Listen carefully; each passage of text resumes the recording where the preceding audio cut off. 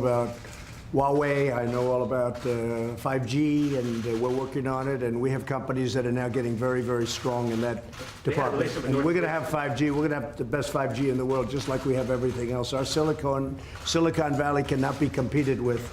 There's nobody that can compete with Silicon Valley for the brain power or for what we do. And nobody was focused on 5G, but now they are. And we have great companies going into 5G, even if they don't want it to. A lot of them were very happy doing what they were doing, but now they're going at my request. They're going into 5G, so we don't need anything from anybody. Say it. North Korea. What? The Post is reporting about Huawei's relationship with North Korea. Well, we'll have to find out. Our relationship with North Korea has been very good.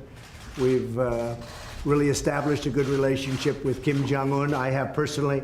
There's no rocket testing. There's no missile testing. We're getting our remains back. We got our hostages back.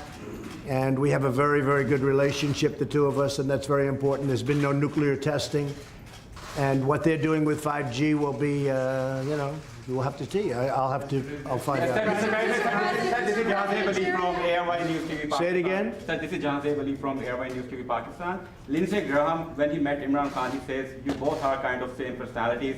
You are the president who fulfilled all your promises. You made your campaign. And the same like Imran Khan, he's also fulfilling all his promises. So how do you see this meeting, like the same kind of person, straight to the point?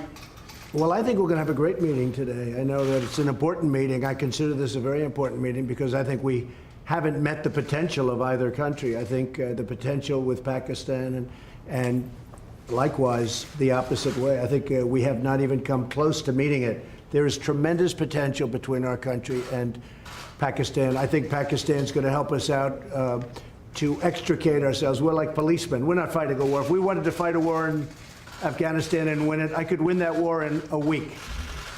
I just don't want to kill 10 million people. Does that make sense to you? I don't want to kill 10 million people. I have plans on Afghanistan that if I wanted to win that war, Afghanistan would be wiped off the face of the earth. It would be gone. It would be over in literally in 10 days. And I don't want to do that. I don't want to go that route. So we're working with Pakistan and others to extricate ourselves, nor do we want to be policemen, because basically we're policemen right now. And we're not supposed to be policemen. We've been there for 19 years in Afghanistan. It's ridiculous. And I think Pakistan helps us with that because we don't want to stay as policemen. But if we wanted to, we could win that war. I have a plan that would win that war in a very short period of time. You understand that better than anybody. We've been in there not fighting to win, just fighting to, they're building gas stations. They're rebuilding schools. The United States, we shouldn't be doing that. That's for them to do.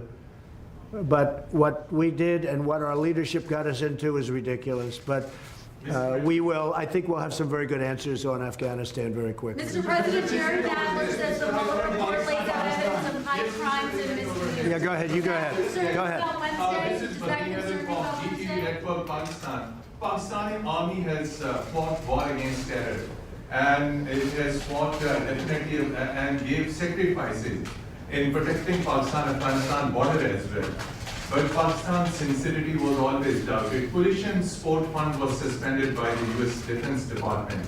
So at this time, when Pakistani economy is facing great trouble, are you going to restore any package for Pakistan? So we are going to, that's right. We were paying $1.3 billion to Pakistan as aid, working up for many years. The problem was Pakistan, this is before you, Pakistan was not doing anything for us. They were really, I think, subversive. They were going against us. And this is something we'll be I ended that about a year and a half ago, the $1.3 billion. And I tell you what, to be honest, I think we have a better relationship with Pakistan right now than we did when we were paying that money. But all of that can come back depending on what we work out. We're working out things that are very important. We have I consider this very important. We're working out things that are very, very important. And I think at the end of this, at the end of a very short time, we're going to have a very great relationship with Pakistan. And we should. It's a great country. They're great people. I have many friends from Pakistan.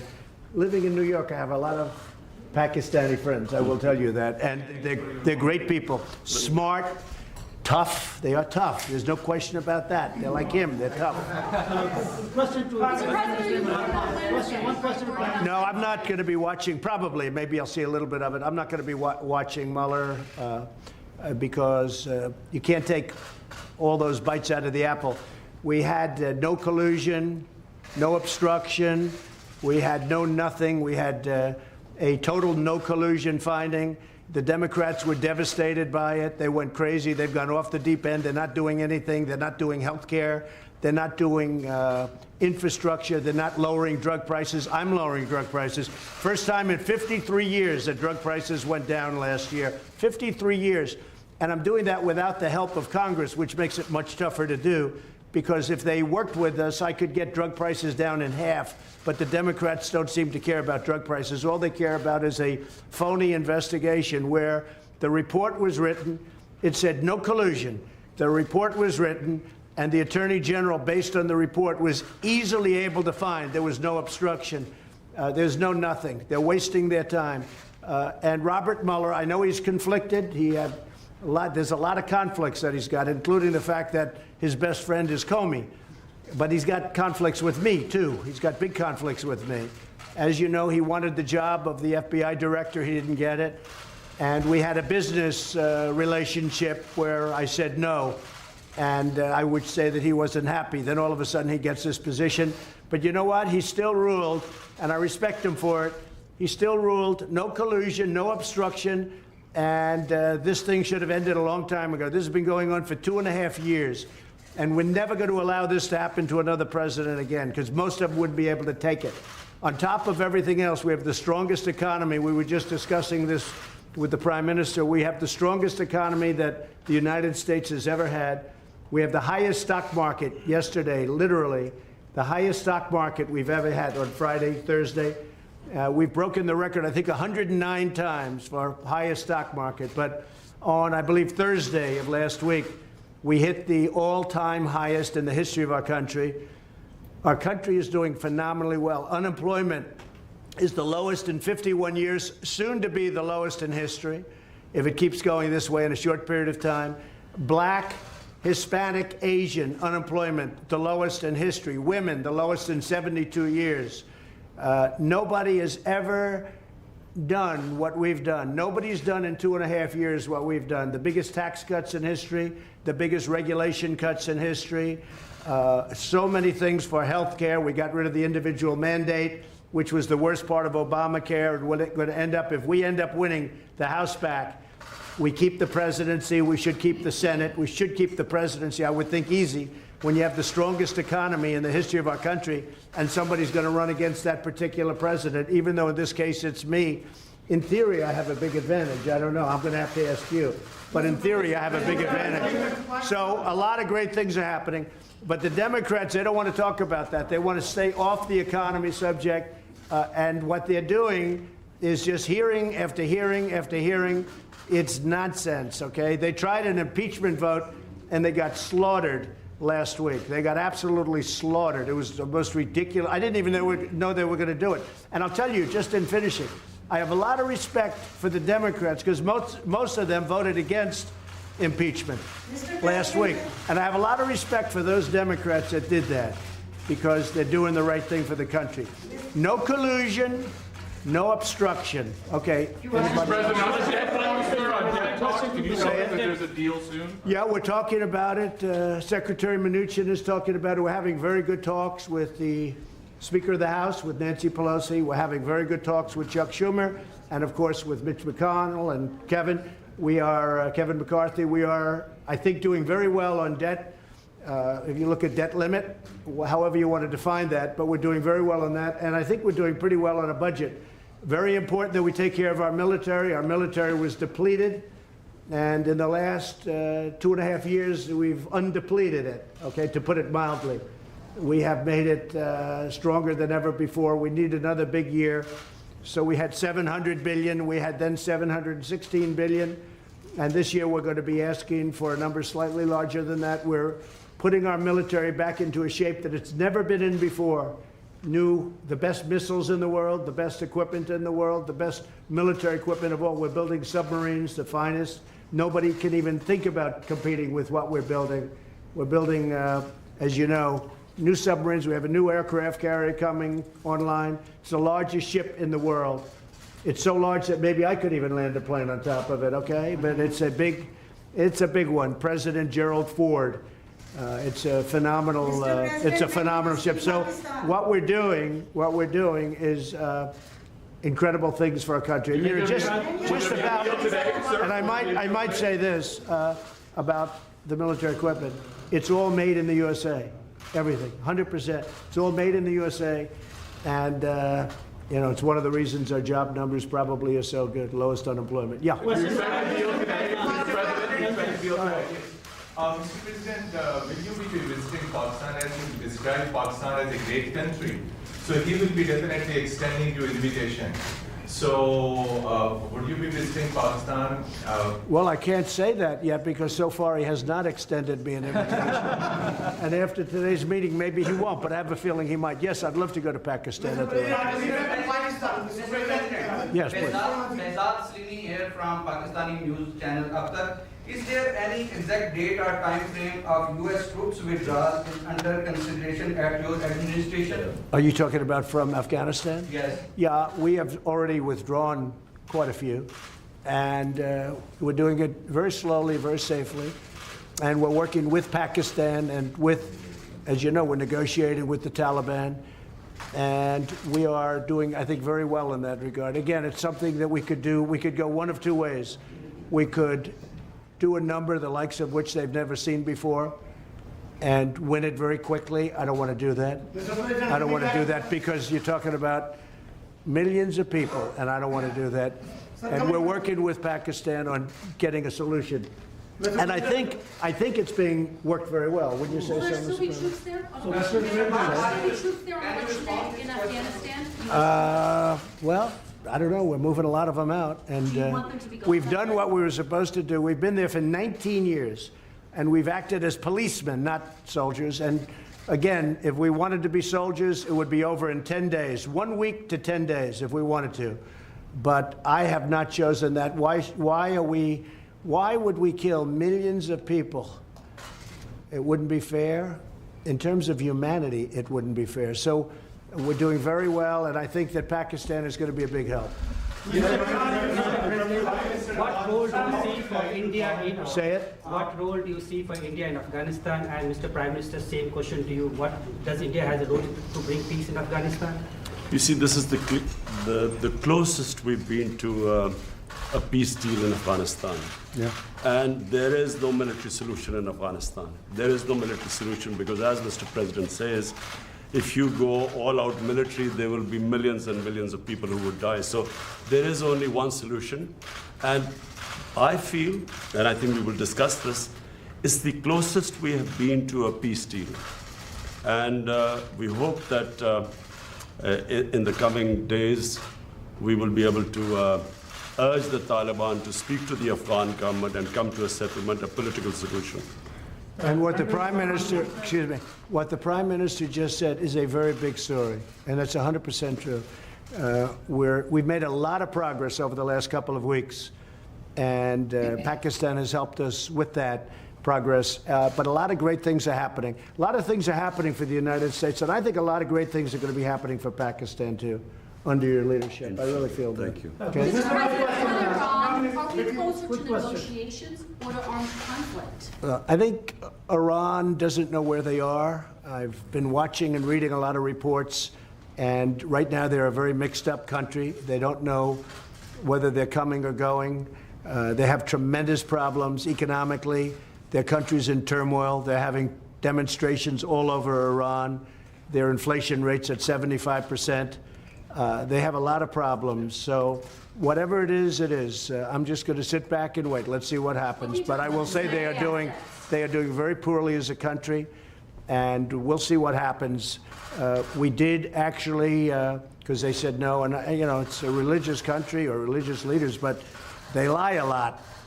We did shoot down. Unfortunately, we had to shoot down a drone The drone came down. You know how it came down, with a new technology that's actually quite amazing.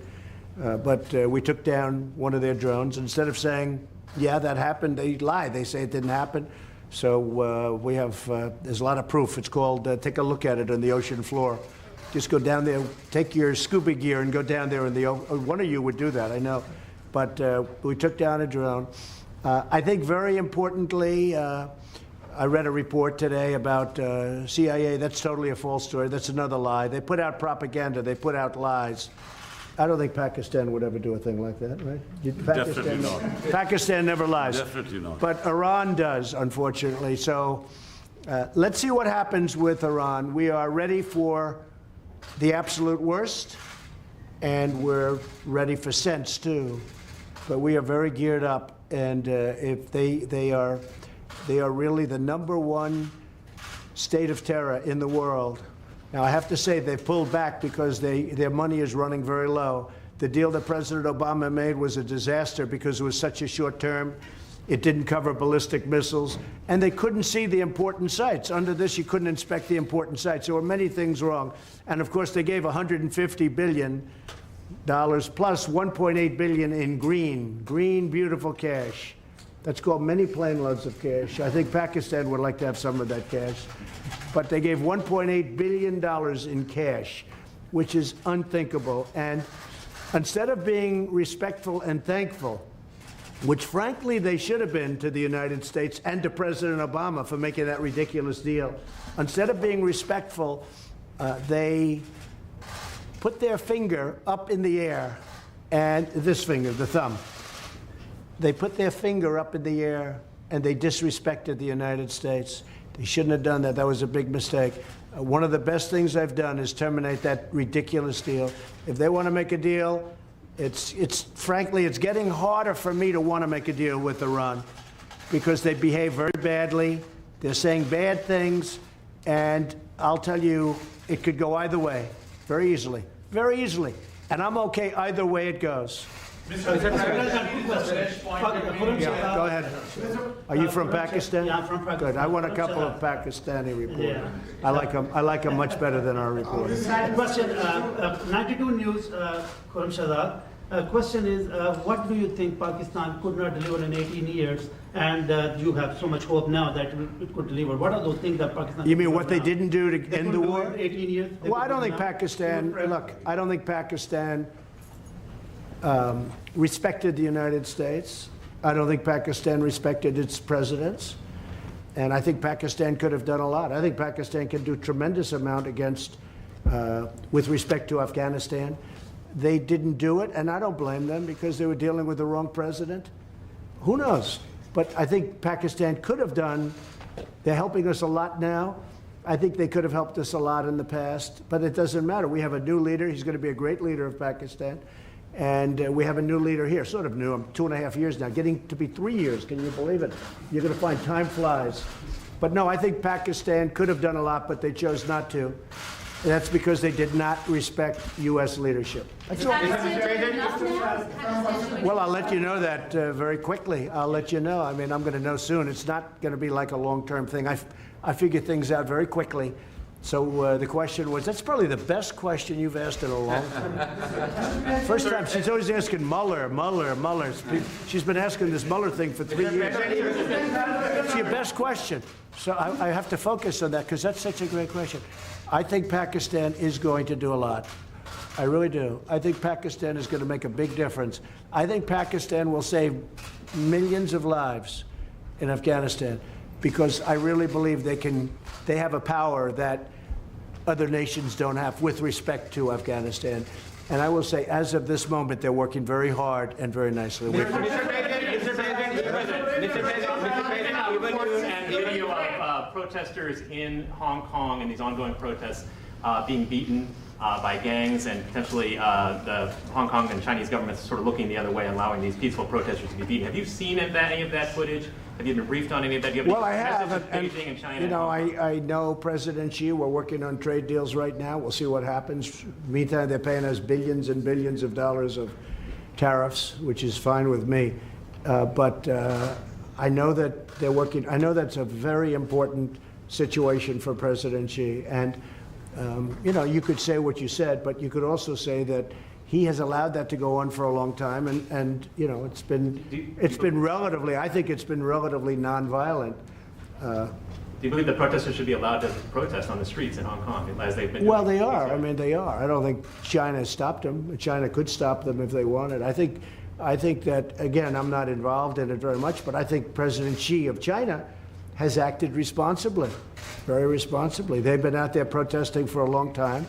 I've never seen protests like it where you have that many people. It looks like 2 million people. Those are big protests. But I think that I hope that President Xi will do the right thing. But it has been going on a long time. There's no question about it. Mr. President, even your critics. Anybody want to take a question? Prime Minister again, Dhanavali from Airway News. Mr. Prime Minister, Mr. President made good remarks about Pakistan and said that Pakistan can help a lot to end the violence in Afghanistan. The dialogue process and reconciliation process. So what really Pakistan can do to bring peace, because you are also accompanied by your Deputy Commander General Bajwa and other security team. So what solution Pakistan, what strategy paper you have to push forward the peace and reconciliation process in Afghanistan and assurances to the US yesterday? Well, number one, this is the longest war that the United States has ever fought. It's almost 19 years. Number two, I am one of those who always believed that there was no military solution. Because anyone who knows the history of Afghanistan, you just have to look back at the history. There was always going to be a political settlement at the end. And I have to compliment President Trump, because he has now forced people to end the war, to have a settlement. And that's where I think Pakistan is playing a very important role, because Pakistan has a 1,500-mile border with Afghanistan and all the areas where the trouble is, which is the eastern side of Afghanistan. So this is a critical time. I'm looking forward to my talks with President Trump. We have our military leadership here, because this is obviously a security situation. And what we want is understanding between the two countries. I can assure President Trump that whatever we will be saying will be we will be straight with them. There will never be any question of any doubt on Pakistan's intent, because apart from Afghanistan, the country that wants peace in Afghanistan more than any other country is Pakistan, because we get directly affected by it. And Pakistan needs stability. We have had 15 years of fighting this war on terror, over 70,000 Pakistani casualties, over $150 billion lost to the economy. So we desperately want peace. And I'm happy that President Trump has pushed this forward. So we hope, I'm looking forward to these talks. Prime Minister, can you... Prime Minister, and apart from Afghanistan, there is another security threat in South Asia, and that is Kashmir dispute unresolved even by the United Nations and even by the US, who voted in support of that resolution in the UN. Now, are you going to make any kind of submission and intervention of President Trump? And the same question to Mr. President Trump. Is he going to play any role in that? Okay, he's got it. I will have a question. I will be asking President Trump. It's the most powerful country in the world, the United States. It can play the most important role in bringing peace in the subcontinent. You know, there are over 1.25 billion people in the subcontinent. They are held hostage to the issue of Kashmir, and I feel that only the most powerful state, headed by President Trump, can bring the two countries together. From my point, I can tell you, we have tried our best. We've made all overtures to India to start dialogue, resolve our differences through dialogue. But unfortunately, we haven't made headways as yet.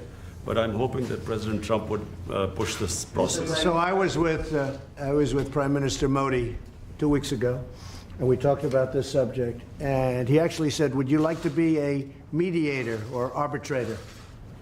I said, "Where?" He said, "Kashmir."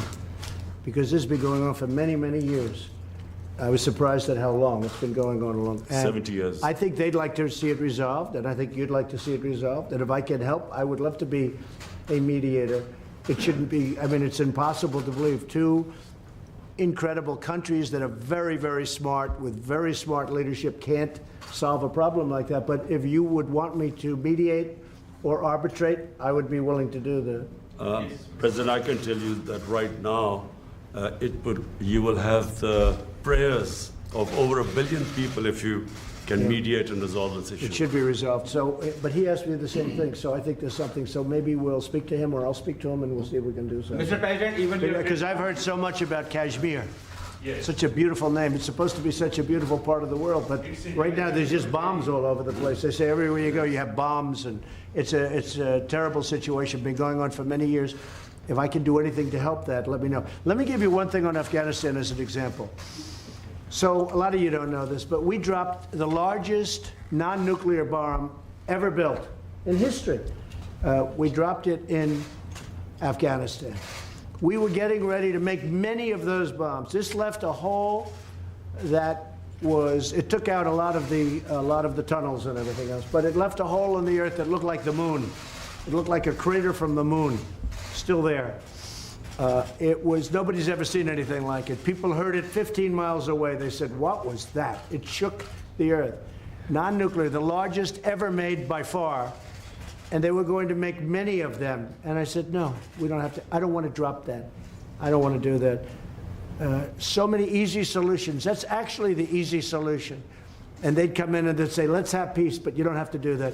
I think we're going to be very successful without having to go that route. And I have tremendous confidence in the Prime Minister. All right, one or two more. Go ahead. Go ahead, please. This is the name are you going to raise the issue of Turkish treaty with Ian Khan? And Ian, question to you regarding the freedom of the press in Pakistan. There are a lot of curbs on the freedom of press, on the media, on the journalists. Can you comment on that? Go ahead. Pakistan press, to call Pakistan press as if there are curbs on it. Pakistan has one of the freest presses in the world. All you have to do is, since I've been the Prime Minister in the last 10 months, I mean, the criticism I have received from my own press, unprecedented. So to say that there are curbs on Pakistan press is a joke. When you say unprecedented, it can't, wait a minute, wait. There's no way you're treated worse than I am. Mr. Prime Minister, you are fighting, Mr. Prime Minister. You're going to have to speak because I didn't hear your words. Yes, the question was, are you going to raise the issue of freedom or the release of Dr. Freedom of the press? Dr. Shakila. Oh, yes. The doctor who helped. We will do that. We will. We're talking about hostages. We're talking about hostages being held in various places. I've had very good luck with hostages, with North Korea, with many places. They've treated us with respect, and I appreciate it. Made a big difference.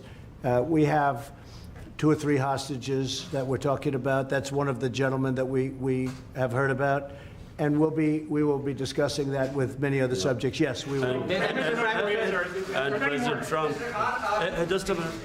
President Trump, we will be giving you good news about the 2 hostages in advance. Thank you. Mr. Prime Minister, you are fighting. North Korea, sir. North Korea, sir.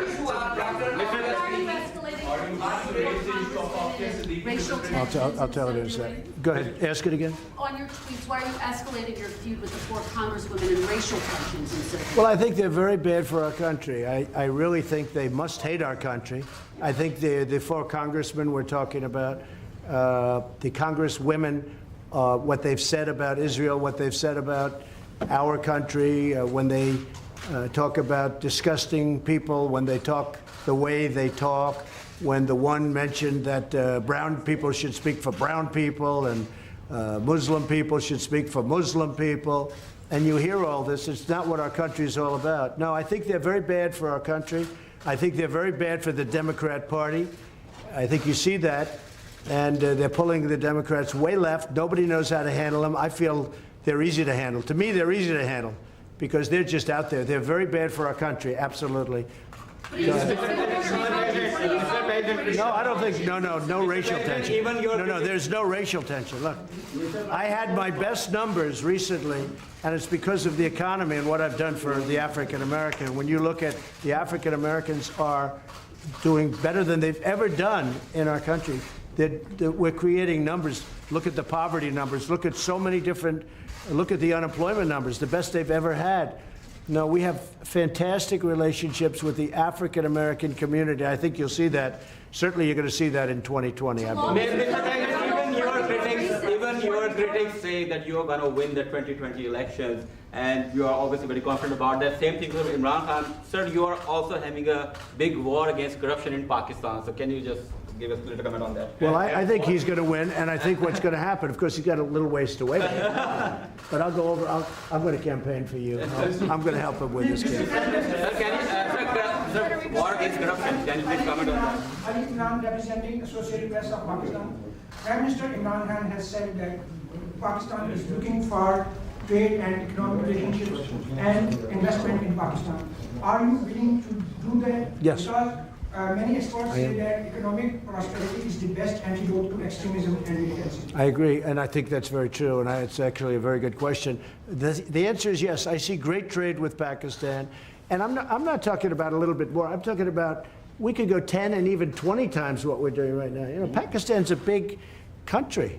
It's actually a very big country, and they have tremendous product. They make great product.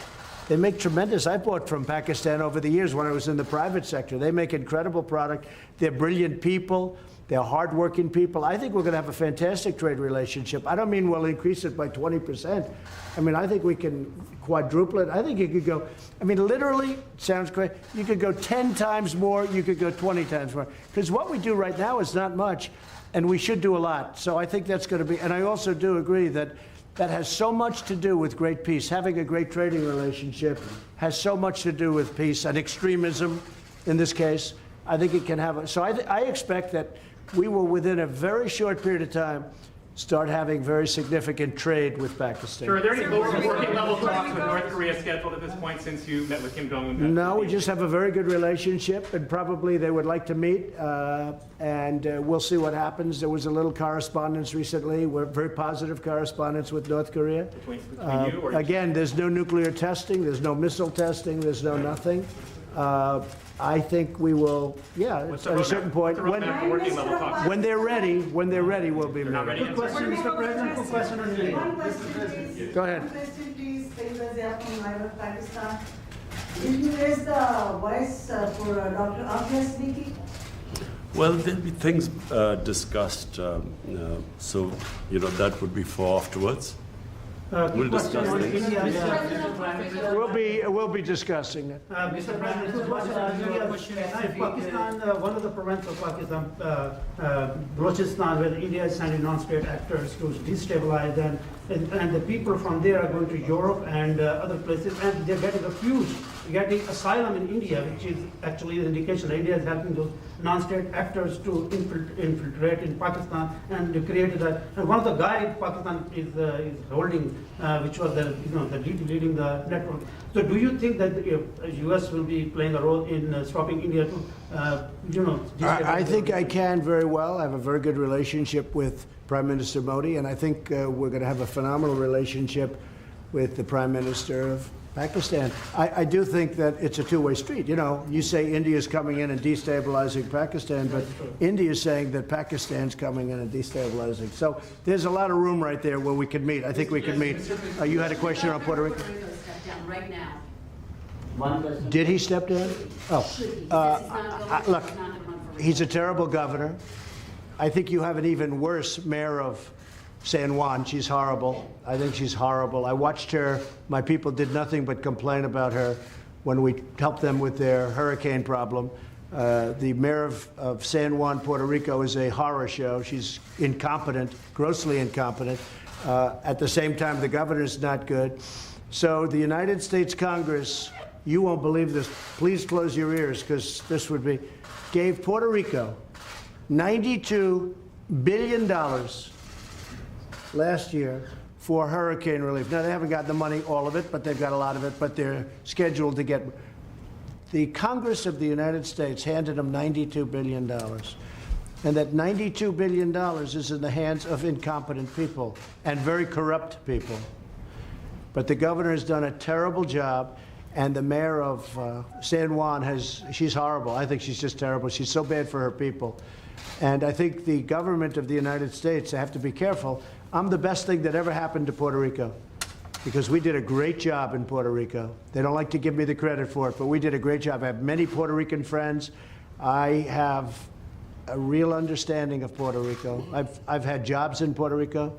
I think the most successful, I owned the Miss Universe contest, the pageants, and we had them in Puerto Rico twice, and I'll tell you, we had tremendous successes. In fact, they said literally 100%, this never happens, almost, I think it was close to 100, but 100% of the island itself was watching. They liked those pageants. Now, I've had a great relationship with Puerto Rico. I'm the best thing that ever happened to Puerto Rico. But Congress has given them $92 billion. Pakistan would like some of that, right? 92, not 1.3, because Pakistan was getting 1.3. $92 billion, and the money is squandered and wasted and stolen. And I'll tell you what, the senators are not happy about it, and Congress is not happy about it, because you really do. You have incompetent, totally, grossly incompetent leadership at the top of Puerto Rico. The people of Puerto Rico are great. And the people of Puerto Rico like me, and they should, because nobody's given them what I give them. But the leadership is corrupt and incompetent. Thank you very much, everybody. Thank you, guys. Let's go. This way. Thank you very much. Oh, Thank you, press. Right this way. Thank you, guys. Thank you, no, sir. well, that was okay, but the one before it. Thank you. Press, let's go. Keep moving. I'm very impressed. Thank you, press. Right this way, guys. Thank you, everybody. Thank you, everybody. Thank you, press. Right this way, guys. Thank you. Press, let's go. We're finished. Press, we're leaving now. Thank you, sir.